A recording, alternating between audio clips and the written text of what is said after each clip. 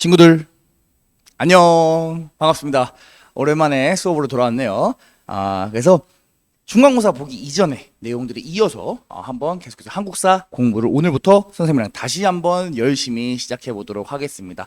뭐 개인적인 일들도 있었고요. 선생님 뭐 워낙 바빠가지고 사실 수업 촬영이 시험 임박해가지고 이루어졌던 점 여러분들에게는 좀 미안하게 생각을 합니다. 그래도 공부하다가 한번 영상 보면서 정리를 하면은 많은 도움이 될 테니까 한번 여러분들이 꼭 들어봤으면 좋겠습니다. 자, 그래서 오늘은 한국사 13번째 시간 여수 여당 전쟁이라고 하는 제목으로 수업을 진행을 해볼 거예요. 여수 전쟁은 뭐냐? 쉽게 얘기해서 고구려랑 그 다음에 수나라가 전쟁한 내용, 그 다음에 여당 전쟁은 고구려랑 당나라가 전쟁한 내용이다. 우리가 이렇게 이해를 해주시면 되겠습니다. 굉장히 지금 포맷을 바꿔서 그 화면 구성에서 선생님 얼굴이 너무 가깝게 나와가지고 사실 좀 부담스러운데, 선생님뿐만 아니라 여러분도 부담스럽겠죠? 서로 부담스러우니까 파이팅 하도록 해보겠습니다. 자, 여수 여당 전쟁이 들어가기 전에 그럼 그러한 전쟁이 일어나게 된 배경부터 설명을 해야 될 것 같아요. 자, 그래서 6세기 말에서 7세기의 국제 정세에 대해서 얘기를 하면서 시작을 해보도록 하겠습니다. 자, 먼저 신라 같은 경우에 우리 진흥왕 때 신라가 한강 유역을 차지했던 거 여러분들이 기억을 하고 있을 겁니다. 신라가 한강 유역을 차지하면서 한강 유역을 빼앗겼던 고구려, 그 다음에 성왕이 죽었었죠, 백제 같은 경우에는. 그래서 왕을 잃었던 백제 역시 신라를 공격을 하고 있습니다. 그래서 사방에서 신라가 공격당하고 있는 상황이었지요. 자, 바다 건너 중국에선 무슨 일이 있었냐? 위진 남북조 시대의 혼란이 드디어 끝이 났습니다. 누구를 통해서 끝이 났느냐? 수나라가 바로 중국을 통일을 하는데 성공을 합니다. 선생님, 중국이 통일하는 거랑 우리나라랑 무슨 상관이 있나요? 하고 궁금해하는 친구들이 있을 겁니다. 하지만 매우 밀접한 상황이 있어요. 자, 무슨 얘기냐?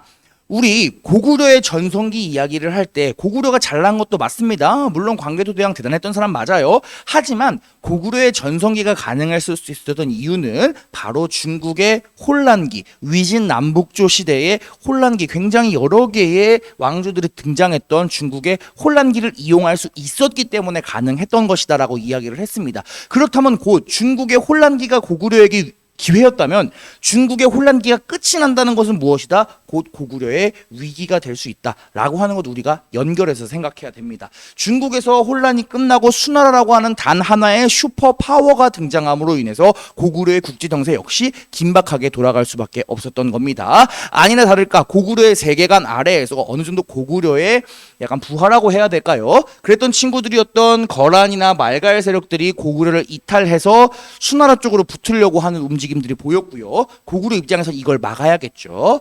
자, 신라 같은 경우에는 계속해서 압박을 받고 있다 보니까 어떻게 했다? 수나라 쪽에 외교적으로 가깝게 가는 그런 움직임을 보입니다. 심지어 수나라에 사신을 보내서 고구려를 정벌해달라고 요청하는 그러한 기록도 전해지고 있습니다. 이러한 상황에서 백제는 무엇을 하고 있었냐? 고구려랑 수나라의 상황을 좀 지켜보고 있었습니다. 양쪽이랑 전부 다 어느 정도 외교 관계를 맺으면서 누가 센가 지켜보고 있었던 게 균형 외교를 했던 백제의 모습이겠습니다. 결과적으로 얘기하는 것은 무엇이냐? 6세기 말에서 7세기는 수나라가 등장을 하면서 동아시아의 국제 정세가 심상치 않게 흘러갔다. 이런 것도 여러분들이 체크를 해주시면 되겠습니다. 자, 주변국들은 전부 다 수나라에 복속을 한 상황이에요. 고구려가 선택할 수 있는 건 크게 두 가지입니다. 첫째, 항복을 하거나 아니면은 수나라와 전쟁을 하거나. 자, 수나라는 고구려에게 너도 다른 나라처럼 항복해 우리의 세계관 안으로 들어와 나를 황제로 모셔라고 이야기를 합니다. 수나라의 첫 번째 황제였던 수문제가 고구려에 보낸 국서 한번 읽어보도록 하겠습니다. 야, 고구려 왕, 네가 요하의 넓이를 믿고 있지만 요하의 넓이가 어찌 창장강만 하겠으며 고구려의 인구가 많아봤자 어찌 남조의 진만 하겠는가? 짐이 만일 잘못을 질책하려 한다면 많은 힘을 필요로 하겠는가? 라고 말했습니다. 무슨 뜻인지 이해가 되지요? 야, 고구려야, 너 왜 우리한테 항복 안 하니? 혹시 수나라와 고구려 사이에 요하, 랴오강이 있기 때문에 그런 거니? 너 랴오강이 넓다라고 하지만 랴오강 넓어봤자 창장강만 하겠니? 나는 위진 남북조를 통일한 수문제야. 창장강도 넘어가서 점령했던 내가 요하 따위 못 건너겠니? 야, 고구려, 너네 인구 많아? 야, 너네가 인구 많아봤자 위진 남북조 남조의 진만 하겠어? 나 그 나라도 멸망시킨 사람이야. 내가 만약에 너의 잘못을 질책하려 한다면 많은 힘도 필요 없어. 나 그냥 너 손쉽게 이겨버릴 수 있어. 빨리 항복하는 게 좋을 거야. 라고 얘기를 했던 겁니다. 자, 밑에 있는 편지도 한번 읽어볼게요. 만약 고구려의 왕을 쫓아낸다면 그 왕의 자리를 비워둘 수 없으므로 부하를 선발해서 그곳을 다스리게 할 것이다. 하지만 네가 새롭게 마음을 고치고 행실을 바꿔 법을 따른다면 곧 나의 좋은 신하인데 굳이 재주 있는 사람을 고구려에 보내겠니? 알아서 좋은 말 할 때 기어라, 이런 얘기겠죠. 자, 그래서 고구려는 항복을 권유받는 상황이 됩니다. 이 항복을 요청하는 수나라의 상황에 대해서 고구려는 어떻게 답했을까요? 1번 방어를 준비한다. 2번 항복을 한다. 정답은 둘 다 아닙니다. 고구려는 어떻게 했다? 고구려는 먼저 수나라를 공격을 합니다. 정말 상상도 못했던 일이죠. 자, 고구려는 먼저 수나라의 요서 지역을 선제 공격을 합니다. 요서 지역이라고 하면 여러분들 헷갈릴 수도 있는데 우리 랴오어강 공부했죠? 랴오어강을 한국말로 하면은 요하라고 부른다고 했습니다. 요하의 서쪽 지역이라 그래서 우리가 요서라고 부릅니다. 반대로 요하의 동쪽 지역 고구려 땅 이쪽은 요동이라고 부른다고 약속을 했어요. 자, 요서 지역을 선제 공격을 합니다. 수나라 입장에서 정말 당황했을 거예요. 자, 수나라의 황제였던 수 문제 가만히 있으면 안 되겠죠. 수 문제 역시 군대를 보내가지고 고구려에게 반격을 합니다. 이게 수 문제의 고구려 침공이에요. 하지만 결과적으로는 실패로 끝나요. 왜냐하면 쳐들어오다가 홍수나 풍랑을 만나서 제대로 전투를 못하고 돌아가게 됩니다. 자, 수 문제까지는 괜찮은데 진짜 고구려의 위기가 찾아오는 건 언제냐? 바로 2대 황제였던 수양제가 등장하면서부터입니다. 여러분들이 세계사 시간에 공부를 해서 알겠지만 수양제, 아버지를 죽이고 황제의 자리에 오른 중국 최고의 암군 중에 한 명이었죠. 굉장한 사람이었어.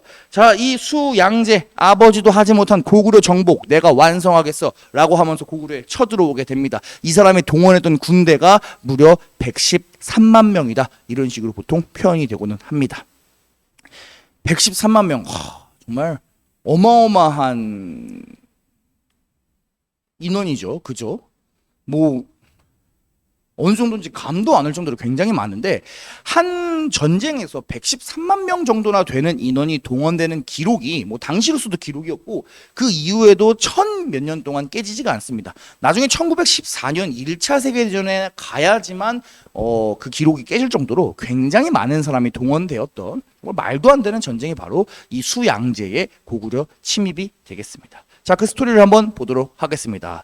자, 당시의 고구려 같은 경우에는 고구려의 북쪽 영역에 굉장히 많은 산성들을 쌓아서 대비를 하고 있었습니다. 이 중에서도 가장 메인이 되는 지역이 어디냐? 바로 요하가 이렇게 흐르면은 요하의 이쪽 라인에 있는 성들, 특히 요동성을 중심으로 해서 여러 개의 산성을 중심으로 1차 방어 라인을 형성을 하고 있었습니다. 수나라는 이 1차 방어 라인을 뚫고 여러 개의 성들을 부시면서 결국에는 평양성으로 가서 고구려를 항복을 시켜야 되는 게 수나라의 상황이었습니다. 선생님, 꼭 여러 개의 성들을 다 부시고 가야 되나요? 옆으로 이렇게 성 없는 데로 피해가면 안 되나요?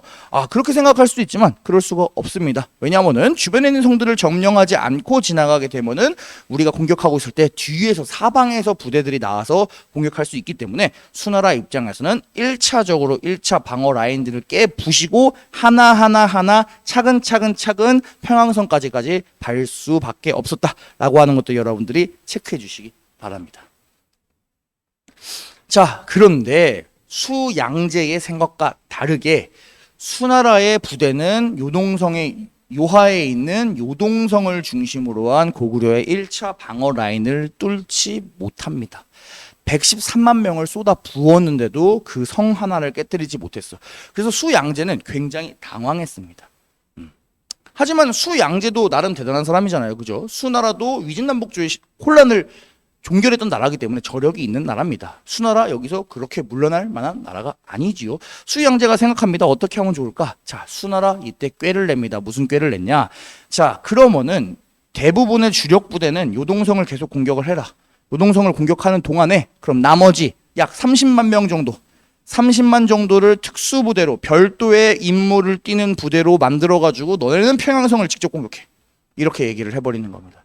자, 30만 명을 별도로 띄어도 80만이 넘는 부대입니다. 그 부대는 계속해서 1차 방어 라인을 뚫고 있는 거예요. 그럼 고구려의 대부분의 병력들은 지금 여기에 묶여있기 때문에 잠시만요.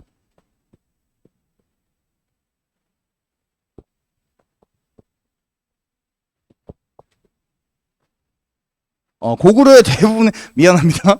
고구려의 대부분의 병력들은 지금 여 라인에 묶여 있기 때문에 평양으로 뛰는 30만 명에 대한 대처가 어려울 수밖에 없습니다. 대단한 전략이지요. 그래서 30만 명의 별동대를 파견을 하는 게 수나라의 전략이었습니다. 자, 이때 활약했던 고구려의 장수가 누구냐? 바로 그 유명한 을지문덕 되겠습니다. 들어본 적 있지요?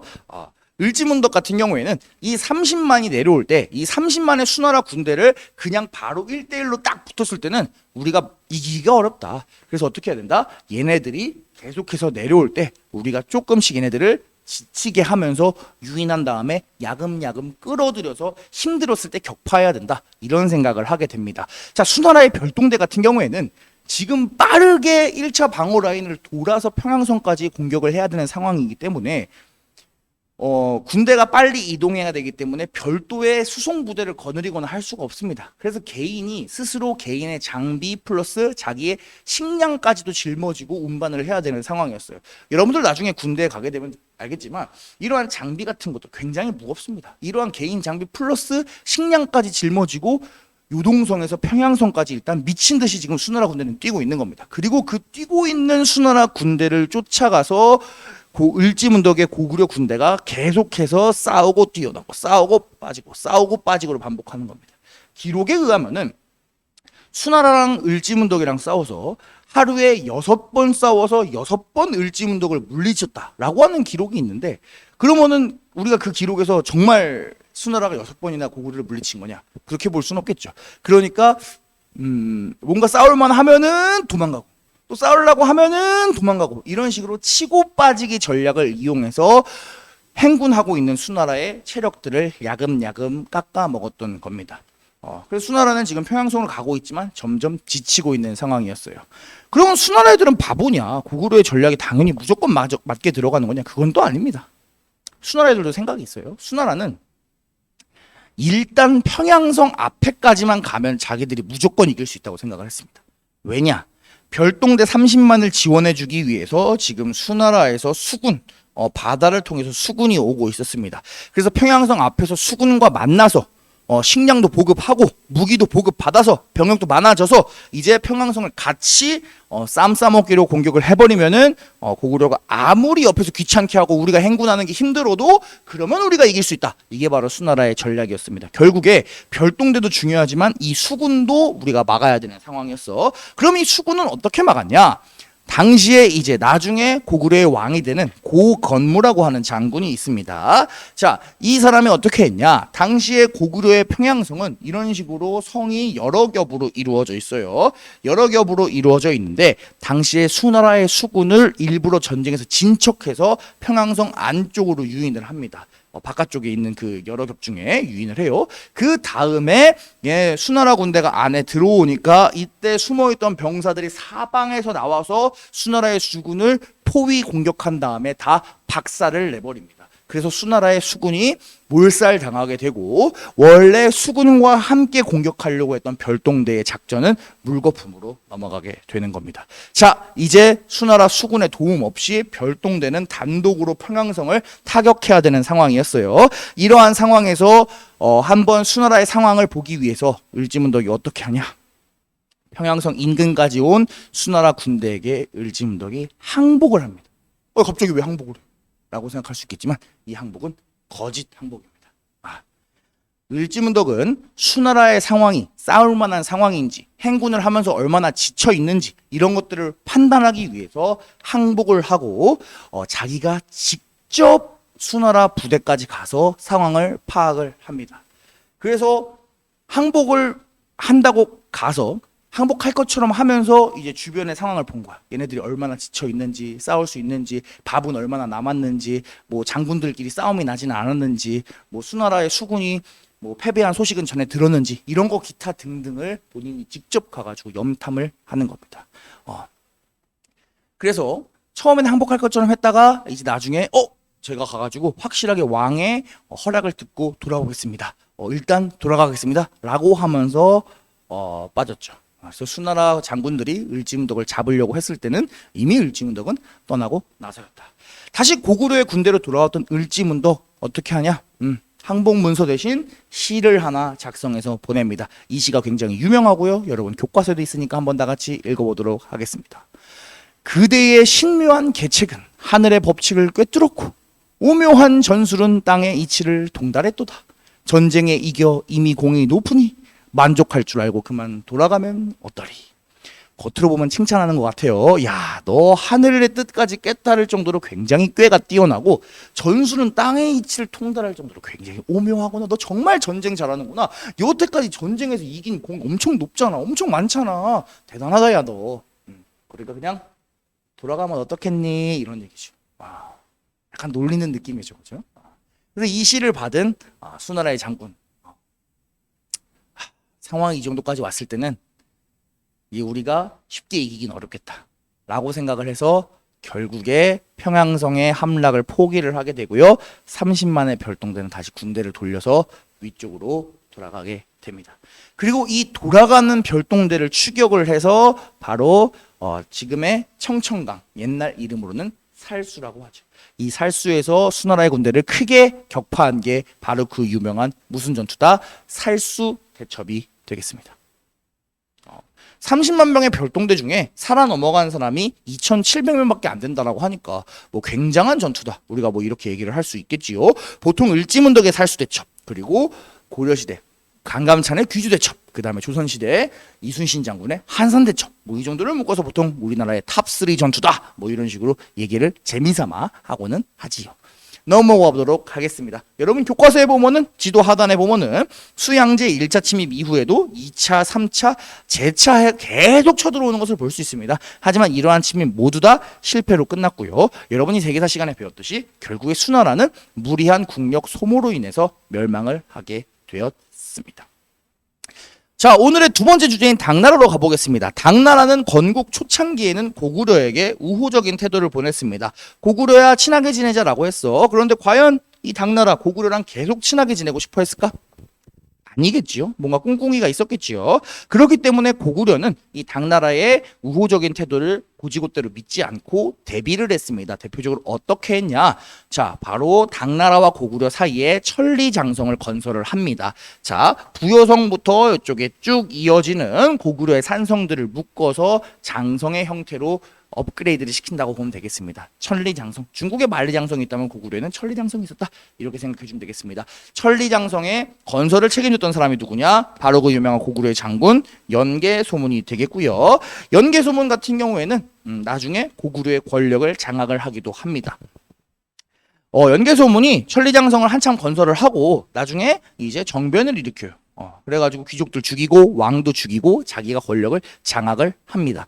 왕이 되지는 않아요. 연개소문은 연시죠, 그죠? 고구려의 왕은 고시고요. 그래서 이제 권력을 장악을 하고 이 연개소문이 정변을 일으키고 고구려가 조금 혼란스러운 상황을 틈타서 당태종 이세민이 고구려에 침공을 하는 겁니다. 당나라도 건국 초창기에는 여러분들 세계사 시간에 배워서 알겠지만 뭐 아래쪽에 있는 토번이나 위쪽에 돌궐 이런 애들 때문에 고구려에 집중하기가 굉장히 어려웠습니다. 그런데 당태종 이세민, 우리 배웠죠? 탱그리 카간 뭐 이런 천가한 뭐 이런 칭호를 받을 정도로 굉장히 싸움에 능했고요. 뛰어난 전과를 많이 갖고 있는 황제였습니다. 그러다 보니까 굉장히 체제가 안정되었고요. 그리고 고구려마저도 지금 내부적으로 정변이 일어나는 등 혼란스러우니까 야, 이 타이밍에 고구려 쳐들어가면 되겠다 라고 해서 당태종이 쳐들어오게 됩니다. 당태종 이세민은 우리가 세계사 시간에 배웠죠. 당나라가 처음에 이세민이 즉위할 때 영토가 이 정도였는데 이세민의 최대 영토가 여기 색칠된 부분 전체라고 하니까 그의 능력이라고 하는 것은 우리가 상당히 인정할 수밖에 없는 부분입니다. 자, 이랬던 당태종 이세민의 당나라 군대가 고구려에 쳐들어오게 됩니다. 그래가지고 1차 방어 라인부터 공격을 하는 거예요. 자, 그런데 당나라의 군대, 수나라의 군대보다 숫자는 훨씬 적었지만 싸움은 훨씬 잘했나 봐요. 고구려가 장악했던 1차 방어 라인에 요동성, 백암성 전부 다 하나하나 함락당하게 됩니다. 고구려의 1차 방어 라인이 그대로 뚫리게 생기기 일보 직전이었어요. 그런데 그 누구도 생각하지 못한 기적이 발생합니다. 어디서? 아무도 기대하지 않았던 조그만 성 안시성에서 벌어지게 됩니다. 이 안시성이라고 하는 작은 성에서 당태종의 침략을 약 60여일 동안 막는 사건이 발생하니 그것이 바로 안시성 전투가 되겠습니다. 당태종이 여기서 상당한 전력을 손실을 했다라고 합니다. 후대에 전해지는 기록에 따르면은 안시성 전투에서 활약한 장군의 이름을 양만춘이다라고 하는 것이 유명하게 전해져 내려오고 있기는 하지만 확실하게 이 사람이 양만춘이다라고 하는 기록 정확한 뭐라 그래야 될까요? 그렇게 역사적으로 딱 모두가 인정할 수 있는 팩트는 아니어서 옛날에는 교과서에 양만춘이라고 하는 이름이 들어가 있었는데 요즘에는 교과서에서는 조금 빼고 있는 추세입니다. 그런데 안시성 전투하면은 우리나라에서는 워낙 문화적으로 양만춘이라고 하는 사람이 유명하니까 양만춘이라고 하는 사람도 양만춘 장군이라고 하는 사람도 이름 정도는 우리가 기억을 해주면 좋겠지요. 크게 어려운 건 아니니까요. 자, 됐습니다. 자, 그래서 안시성 전투를 뚫지 못하고 결국에 돌아가기로 결정했던 당태종, 돌아갈 때 쉽게 돌아갈 수 있냐? 쉽게 돌아갈 수 없었지요. 안시성 전투 같은 경우에는 그 전투할 때 흑산을 쌓아가지고 산 위에서 안시성을 공격하고 고구려는 다시 이 흑산을 점령하려고 나오고 흑산이 무너지고 그런 기타 등등의 이야기들 여러분들이 들어본 적 있을 겁니다. 자, 고구려 땅을 지나서 다시 당나라로 돌아갈 때 올 때는 마음대로 왔지만 떠날 때는 아니란다. 그대로 적용이 되었습니다. 랴오강 하류에는 늪지대가 있어요. 그래서 늪지대로 도망가게 되는데 늪지대니까 어때요? 쉽게 갈 수가 없지. 마차나 말이나 이런 게 가기가 어렵죠. 그래서 늪지대 이렇게 힘들게 가고 있고 뒤에서는 고구려 군대들이 쫓아서 화살 쏘고 그래서 늪지대 발 푹푹 빠지고 피부병 걸리고 그래서 이 늪지대에서 당태종이 심지어 병을 얻기까지 했습니다. 그리고 이때 얻은 병이 나중에 시간이 흘러서 도져가지고 당태종이 목숨을 잃게 되는 그런 당태종 개인적으로도 고구려에게도 당나라에게도 상당한 그런 뭐라 그래야 될까요? 의미가 있는 그런 싸움이 바로 안시성 전투였다. 이렇게 여러분이 생각을 해주시면 되겠습니다. 자, 그래서 우리가 오늘의 메인 이야기였던 고구려의 여수전쟁 그리고 고구려의 여당전쟁 전부 다 우리가 공부를 해봤고요. 여러분 교과서에 보면 마지막 파트에 약간 추가적으로 플러스해서 고구려가 그러면 어떻게 이렇게 싸움을 잘했는가 이런 것들을 분석한 내용이 있어서 선생님이 짧게 추가적으로 이야기를 하도록 하겠습니다. 고구려의 산성 방어 체계에 대해 설명하자면 첫째, 튼튼한 성벽이 있어요. 무슨 말이냐? 앞에서 보면 이렇게 생겼고요. 옆에서 보면 이렇게 생겼어요. 고구려의 성벽이 상당히 튼튼한데 왜 튼튼하냐면 고구려는 성벽을 쌓을 때 일단 안쪽에 이렇게 쐐기 모양으로 뾰족하게 돌을 해놓고 그 바깥에다가 이러한 돌멩이를 박아뒀습니다. 그러면은 이게 돌멩이를 그냥 네모나게 네모 반듯하게 이렇게 만약에 성을 쌓으면은 이 돌멩이가 하나가 빠지면은 성이 우르르 무너질 텐데 그게 아니라 이 쐐기 모양으로 해놓고 쐐기를 하나씩 이 뾰족한 거에 주변에다가 이런 식으로 박아 넣으니까 어떻게 된다? 이게 하나가 겉에가 빠져도 성벽 자체는 유지가 된다는 거예요. 그렇기 때문에 굉장히 성벽이 튼튼했다. 그런 것들도 있을 수 있고요. 자, 두 번째, 청야 전술. 무슨 말이냐? 고구려 사람들은 수나라나 당나라 군대가 쳐들어왔을 때 성 안으로 들어가서 성 바깥에는 어떻게 한다? 먹을 것들이 전혀 없게 다 불태워버리는 혹은 식량을 다 안으로 들어와 버리는 그런 전략을 펼쳤습니다. 그래서 바깥에 있는 것들을 깨끗하게 싹 비워버리는 거야. 그래서 갖고 온 식량 이외에는 중국 군대가 먹을 수 없게 해버리는 그런 전략을 펼쳤습니다. 우리가 학교에서도 급식 시간이 제일 중요하잖아요. 그것처럼 이제 전투를 할 때 밥을 먹어야 되는데 밥을 먹을 수 없게 모든 식량을 다 없애버리는 이런 전술. 어떻게 보면 고구려 사람들한테도 상당히 위험 부담이 있는 전술이에요. 왜냐하면 나중에 전쟁이 끝나고 나서 고구려 사람들이 다시 먹을 것을 생산하기가 어렵잖아요. 다 불태워버리면. 그런데 일단 쳐들어와서 그걸 막기 위해서 진짜 있는 힘 없는 힘 다 동원하기 위해서 청야 전술 같은 것도 사용을 했다. 이렇게 생각해 주시면 되겠습니다. 또 아까 잠깐 얘기했지만 산성들끼리의 연계가 굉장히 좋았다. 하나의 성만 부신다고 되는 게 아니라 여러 개의 성들을 다 돌파를 하면서 천천히 갈 수밖에 없다. 왜냐하면은 옆에 있는 성에서 와서 공격해버릴 수 있으니까. 그런 것들, 산성끼리 연계를 하는 이러한 것들이 고구려가 방어 체계를 굉장히 잘 갖추고 있었다. 이렇게 우리 교과서에 설명이 되어 있네요. 자, 오늘 배운 내용을 정리를 해보도록 하겠습니다. 오늘은 수나라와 당나라의 전쟁을 공부를 했는데요.